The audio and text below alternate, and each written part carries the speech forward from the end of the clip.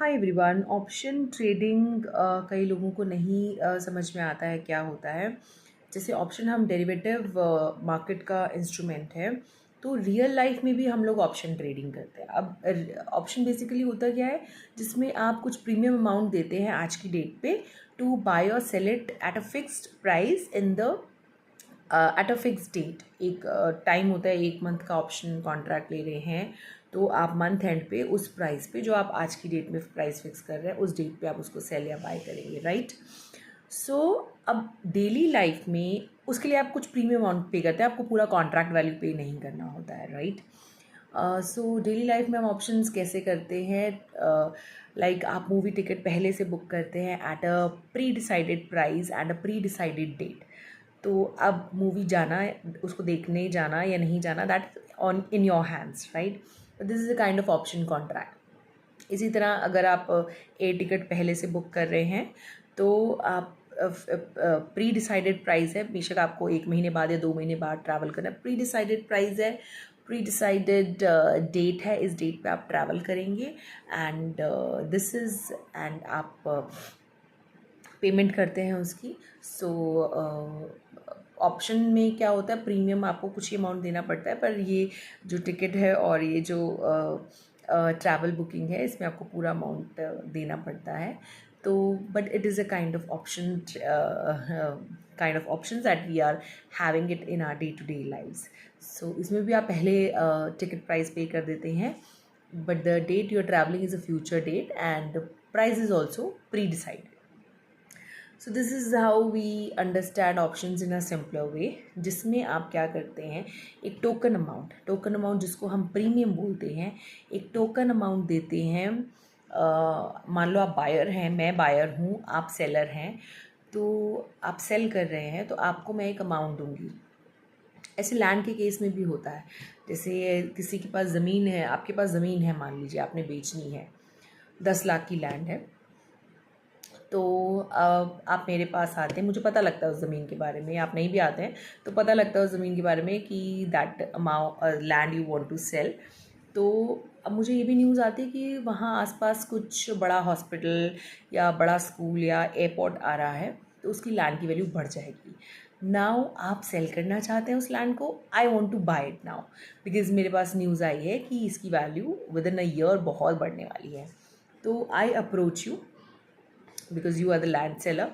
मैं आपके पास आती हूँ, आपसे फिक्स करती हूँ कि आप मुझसे ये टोकन अमाउंट ले लीजिए, 10 लाख का जो वैल्यू, आप 1 लाख मुझसे अभी ले लीजिए, और ये इसी प्राइस पे, 10 लाख के प्राइस पे, I buy this land from you after 2 months। ठीक है, 1 लाख मैंने दे दिया, मुझे 9 लाख रुपए और देने हैं। नाउ द थिंग इज़, अब उन 2 महीनों में लैंड की वैल्यू बढ़ भी सकती है, अगर वहाँ पे एयरपोर्ट या स्कूल कुछ आ गया आसपास, अगर नहीं आता है तो कांस्टेंट भी रह सकती है और अगर गिर भी सकती है, कुछ अलग न्यूज़ आती हैं तो फॉल भी कर सकती है value. So there the 3 scenarios there are. But मैंने तो प्राइस फिक्स कर लिया आपके साथ कि आप मुझे 10 लाख रुपए की ही देंगे, फ्यूचर में कुछ भी होता रहे, इन 2 महीनों में कुछ भी हो, my price with you is fixed, right. So this is the option contract that I have entered into by paying you a premium or a token amount of 1 lakh. Now land की value बहुत बढ़ जाती है, मान ली 15 लाख बढ़ जाती है, so I am at a profit. Option seller को 1 लाख का हुआ है, I have earned how much, 10 lakh की लैंड 15 लाख की हो चुकी है, एक मैंने दे दिया है, तो I am in the net profit of 4 lakh rupees, right. Option seller 1 lakh जो उसको प्रीमियम मिला है वो उसका वो है, राइट। सो मेरे पास जो प्रॉफिट आया है वो है 4 लाख रुपीज़ का, बिकॉज 15 लाख की लैंड हो चुकी है, right. And the profit that I have earned, that was the premium amount, उसको छोड़ के जो मुझे प्रीमियम अमाउंट मैंने पे कर दिया, उसके अलावा जो अमाउंट बचा है that is my profit. So this is how we understand options and their premiums. And लोग क्या करते हैं, छोटा छोटा पैसा लेके they want to be option seller in the beginning itself. शुरू में ही उनको होता है कि ऑप्शन सेलिंग से बहुत अच्छा पैसा, थोड़ा पैसा लगता है बिकॉज सिर्फ आपको एक टोकन अमाउंट देना है, तो उनको लगता है थोड़ा पैसा लग रहा है, so let's start with option trading only. But it is risky too. आप बिना नॉलेज के, बिना स्ट्रैटेजी के ऑप्शन ट्रेडिंग मत करिएगा बिल्कुल भी। अगर आपको पता नहीं है आपको कौन सी स्ट्राइक लेनी है, कौन सी एक्सपायरी की लेनी है, तो मत करिएगा ऑप्शंस में ट्रेडिंग, बिकॉज ये चीज़ें हैं ना जो डेरिवेटिव मार्केट की हैं, लाइक फ्यूचर्स, ऑप्शंस, जितना भी F&O है, ये this requires a very deeper and strong understanding of the data, of the market.